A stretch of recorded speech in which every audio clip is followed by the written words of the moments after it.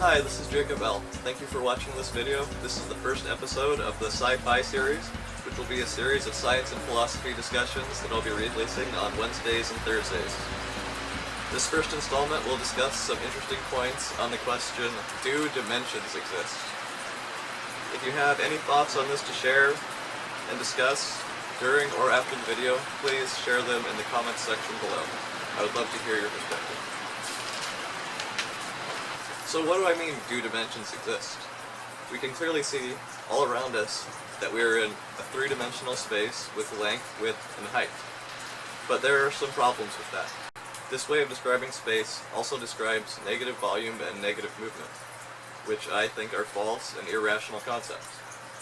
You could remove volume of material from an object, but really you're just changing the position of a positive amount of volume of material and not affecting the actual volume of space. Movement in a direction you consider reverse is actually positive movement in another direction. If it was negative movement, wouldn't it require a negative amount of energy to accelerate? And wouldn't it have a negative amount of momentum? That doesn't make sense. So I'm suggesting a different way of looking at it for perspective. What if instead of 3 dimensions and 6 directions, we used 0 dimensions and 4 directions, arranged tetrahedrally? This would be a simpler geometry and eliminate redundant directions. It would describe only positive volume and positive movement.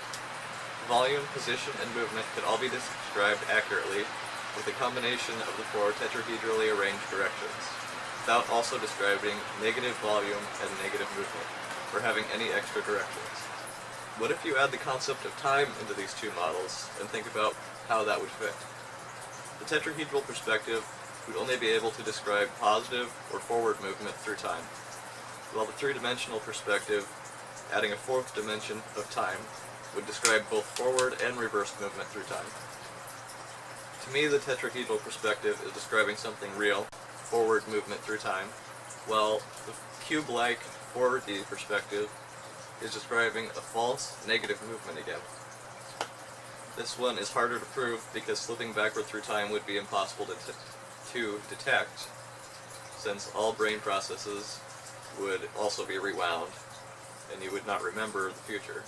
If you can think of any way that you would be able to detect a reverse slip through time, that would be amazing, but I don't think it's possible to detect something like that. And as far as I can tell, there's no real way to go backwards through time or to reverse time.